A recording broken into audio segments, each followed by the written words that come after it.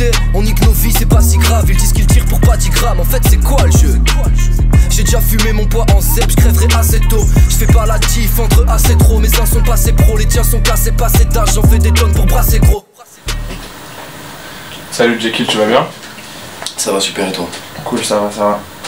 Pour commencer, est-ce que tu peux te présenter sans utiliser les mots Jekyll, Marseille, rap, hip-hop, 13, 06, Jekyll O'Neal et CVPP? Ouais, je suis un rappeur du sud-est qui envoie du son soit conscient, soit des sons pour s'amuser avec tes potes. Et voilà. Est-ce que tu peux me citer 3 choses qu'il faut savoir impérativement sur CVPP? 3 choses qu'il faut savoir impérativement sur CVPP. Alors la première, c'est qu'il faut l'acheter absolument. La deuxième, c'est que les morceaux que j'ai écrits, je les ai écrits avec le cœur. Et la troisième, c'est que c'est un projet très divertissant et avec plusieurs couleurs. C'est une palette de couleurs. C'est pas un projet avec 10 sons pareils. Si tu devais retenir qu'un seul titre sur le projet, ça serait lequel?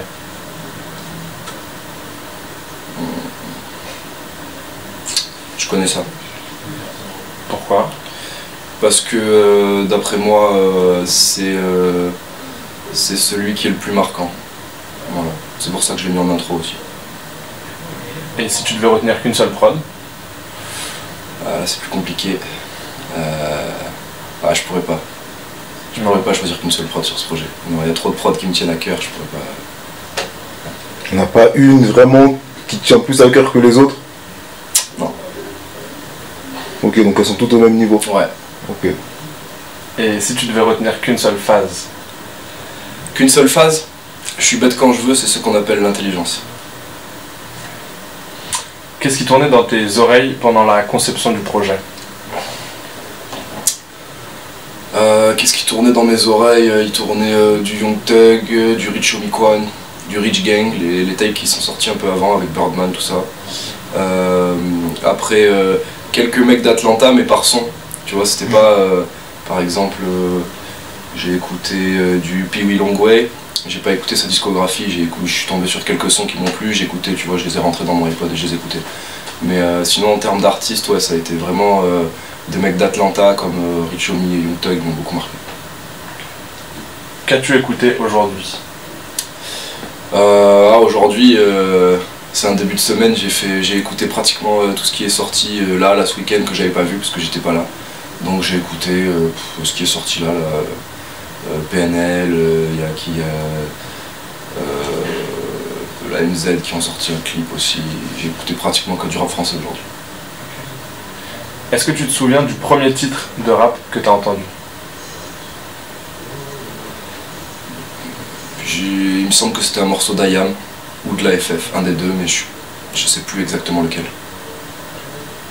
Et du morceau qui t'a donné envie de prendre le micro? Un freestyle à mon frère, qui est jamais sorti, que personne ne connaîtra jamais. Tu connais par cœur? Je me rappelle plus, non. Je me rappelle de vite fait quelques phases, tu vois, mais c'était... Ça faisait quoi? Non, je te dis, je me rappelle plus vraiment vite fait quelques phases. Si j'avais le son là, j'arriverais à baquer des phases, mais là, comme ça, je pourrais te ressortir. Ok. Du coup, est-ce que t'as un 16 mesures à part ce freestyle que soit tu connais par cœur, soit qui t'a particulièrement marqué? Ouais. Enfin, c'est pas un 16 mesures, c'est un freestyle de Big L en 98 à la radio. Ouais, ce freestyle-là, il m'a choqué. Je le connais par cœur. Je le connais par cœur. Ça donne quoi? Il me faudrait juste la première phase, alors attends.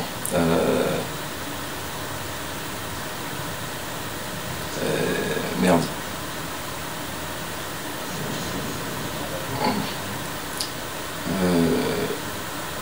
Putain, tu me dis ça, sérieux? Je peux même te ressortir la première phase en français. Il dit qu'il vient de New York mais qu'il a jamais été fan des Knicks. Et après, je te dis, il me manque la première phase. Si je l'avais, je te le ressortirais tout de suite. Je te laisse réfléchir, on va revenir dessus après. Pas de problème. Ton meilleur souvenir de scène?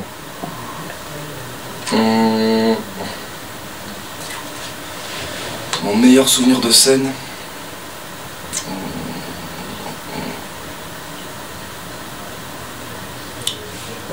Je crois que c'était une scène de l'entourage à Paris au début, tu vois.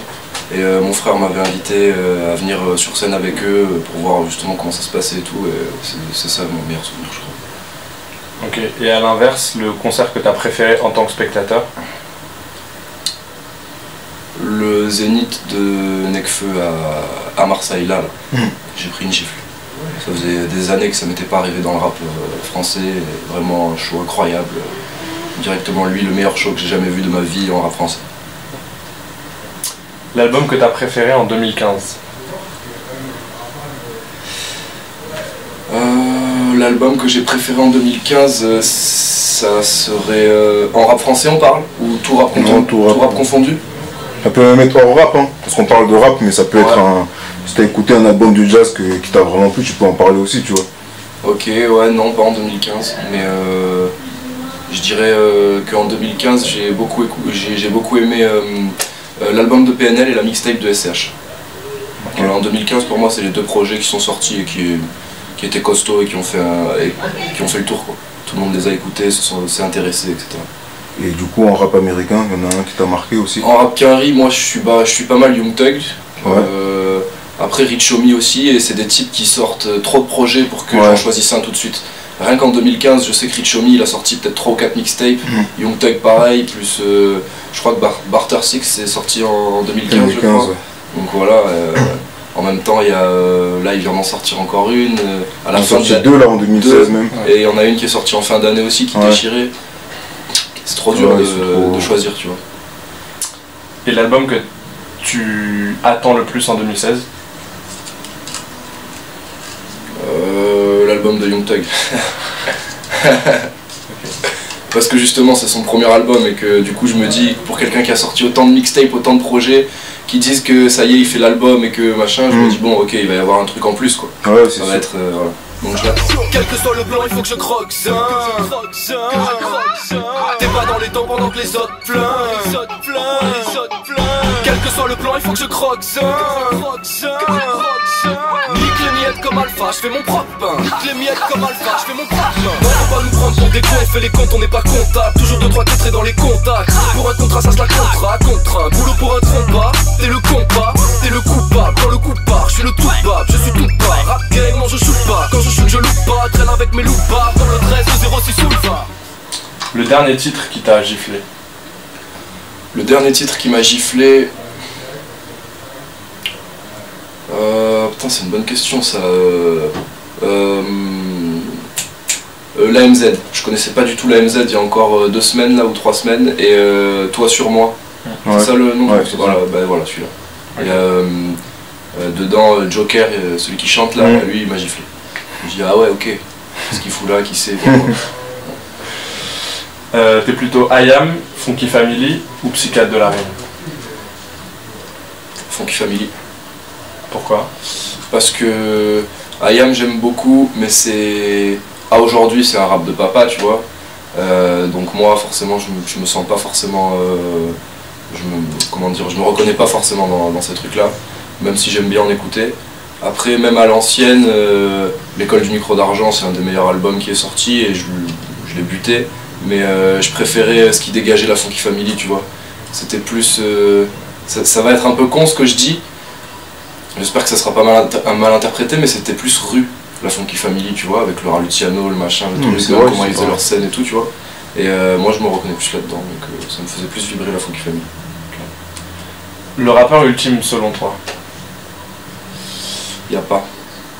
Y a pas parce que tous les rappeurs, ils ont des choses à faire, des choses à vivre, des choses à écrire.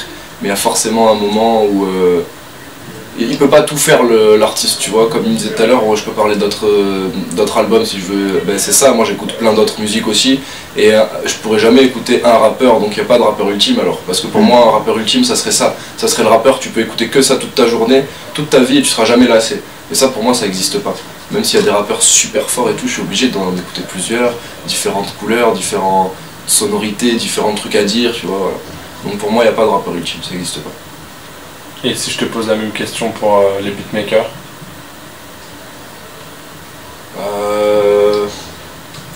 Je l'ai jamais vu, mais c'est possible, je pense, ça par contre, peut-être. Ok.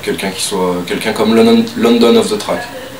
Voilà, un mec d'Atlanta aussi, un beatmaker, lui il fait de tout quoi. C'est incroyable. C'est incroyable. Après, est-ce que c'est l'ultime beatmaker? Ton meilleur souvenir de featuring? Mon featuring avec Perso, un rappeur que j'admire depuis que je suis tout jeune. J'ai commencé le rap, je devais avoir peut-être 13 ou 14 ans. Et c'est un des premiers rappeurs que j'ai écouté, c'est un mec de ma région en fait, il habite à Avignon dans 84, moi je suis du sud-est. Et donc voilà, je l'ai écouté pratiquement toute ma jeunesse, j'ai même... il y a même eu des périodes où j'ai appris à écrire en l'écoutant, tu vois, ce mec-là. Et donc du coup, quand ma plume elle a un peu mûri, que j'ai pu construire un projet un peu plus élaboré et que j'ai pu l'inviter dessus, j'ai kiffé. On allait en studio ensemble au Camouflage à Marseille. Et ben c'était, tu vois, avant Joker, c'était lui la dernière fois qu'il m'avait mis une gifle, c'était ça. Okay. J'ai allé, il a posé son 16, je dis ouais. Ta collaboration de rêve?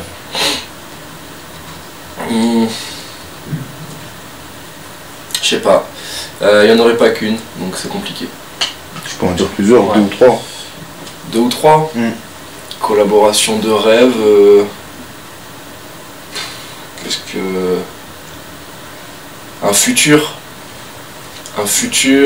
un Drake, tu vois, voilà, un Rich Homie, lui vraiment, pour moi c'est un des plus forts, il est incroyable. Après en français, un SCH. En termes de flow, c'est quoi la performance qui t'a le plus marqué? Putain, fait chier, l'interview elle va tourner autour de Young Thug, mais là je suis obligé, hein. Je suis obligé, c'est justement son truc. C'est ça, le flow Young Thug Rich Homie depuis le Rich Gang en fait. Depuis qu'ils ont intégré le Rich Gang avec Birdman, qu'ils ont fait leurs 2 mixtapes, même depuis qu'ils là ils se sont séparés, je suis choqué. Voilà. De leur flow 2, je suis choqué. Il y a un titre en particulier ou c'est vraiment...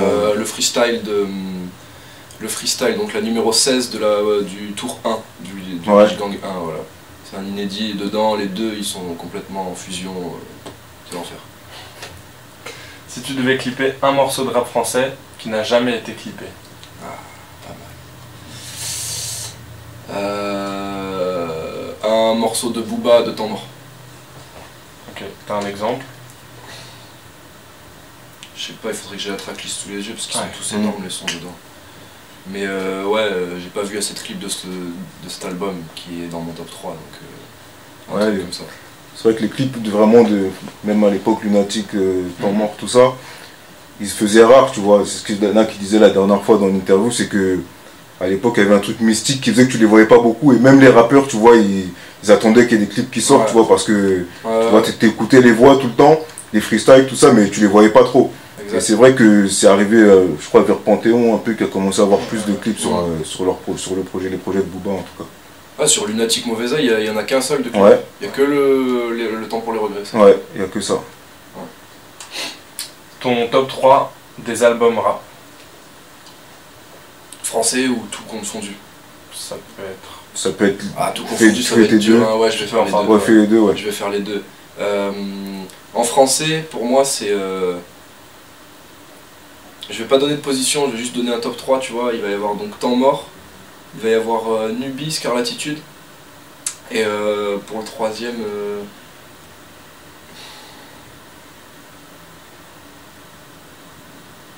Ouais, je dirais Si Dieu veut de La Funky Family. En troisième. Et en quinri... il y a trop de choix en quinri. Il y aurait un album de Eminem, il y aurait très certainement Slim Shady. En deux, je mettrais sûrement Dre. 2001. Ouais, 2001, ouais. Et en 3, l'album de 50 Cent. Le premier Get Rich. Ouais, Get Rich. Ok. L'album dont tu te lasseras jamais, tout style confondu.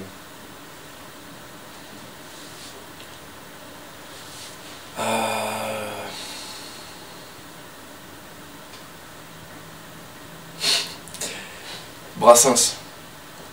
Voilà. Brassens. Ouais. Pourquoi? Parce que je peux écouter tous ces sons n'importe quand, il n'y a aucun problème. Et même dans 20 ans, et même il y a 10 ans déjà, et même demain, et même ce soir, aucun problème. Ok. Pour moi, il est trop chaud. Et pour terminer, si je te dis basket blanche, ça t'évoque quoi? Là, tout de suite, une paire de Air Force One. Sinon, souvent, quand je vois basket blanche, je pense à un parquet ou un truc comme ça. Voilà. Mais cool, en tout cas. Ok. Merci. Merci à toi. Bah, merci à vous.